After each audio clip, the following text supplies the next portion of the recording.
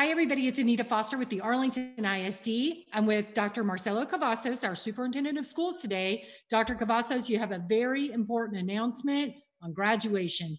Tell us what you know. That's right, Anita. We are going to honor our students' feedback, and we are planning an in-person graduation ceremony at the University of Texas Arlington College Park in mid-July. Now, I know that some people might be surprised to hear a school district talking at this point about an in person graduation, but I know that you did a lot of work with the Arlington Fire Department and with UT Arlington. Tell us about some of the safety measures that will be in play. That's correct. So we have been in close communication with our College Park partners and our fire chief in particular regarding our planning for mid-July. We know that our students overwhelmingly wanted to delay graduation if we could have an in-person graduation. Fire chief has worked with us to plan this, to map this out. We know this situation continues to change, but the protocols that will exist, we believe we can implement in July. It's a prediction at this point with those protocols, but the fire chief feels comfortable that we will be able to gather as a group in a limited amount to celebrate our students at graduation.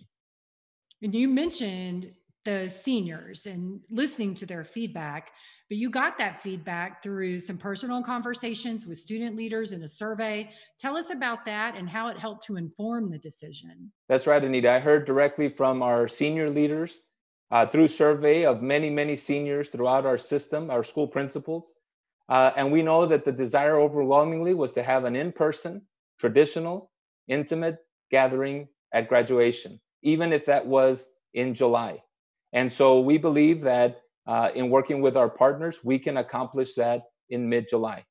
Not knowing quite yet what the future will hold, what will be the contingency plan if that in person graduation can't happen in July?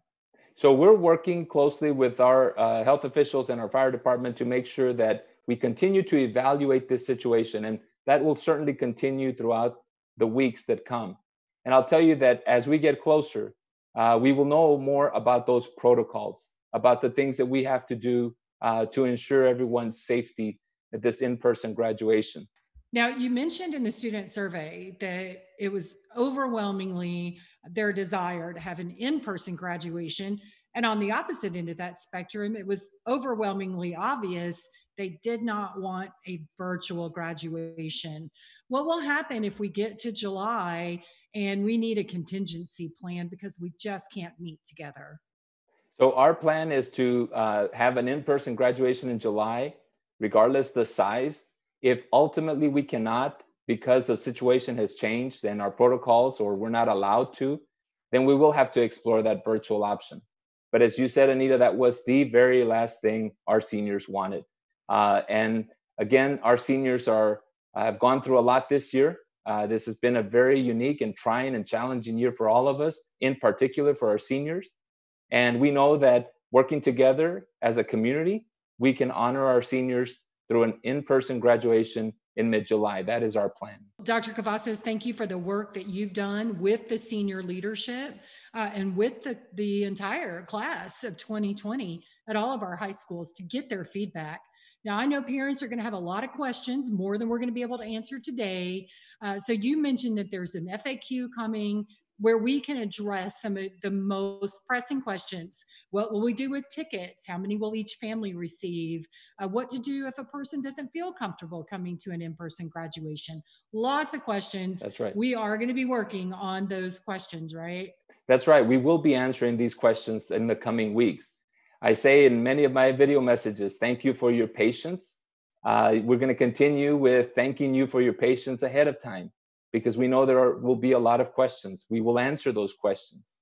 I want to give a special thank you to our staff that has worked very diligently to plan a solution to meet the needs of our students, our principals, our seniors, our Arlington Fire Department, and College Park at UTA. We've all worked together and with one purpose, and that is to celebrate our students, celebrate our seniors. We know this has been a challenging year, and we want to do everything possible to celebrate appropriately, safely, And that's our plan to do that in mid-July. Well, and I hope this brings comfort to parents and to students. I can't even imagine the challenge that seniors are going through and their parents who have all worked hard for these kids to achieve this milestone. Now, we will be keeping in touch with everybody throughout the process, as Dr. Cavazos mentioned. So for now, graduation is scheduled in the Arlington Independent School District. Dr. Cavazos, thank you for the good news. Thank and we you. will catch up with everybody very soon. Thank you.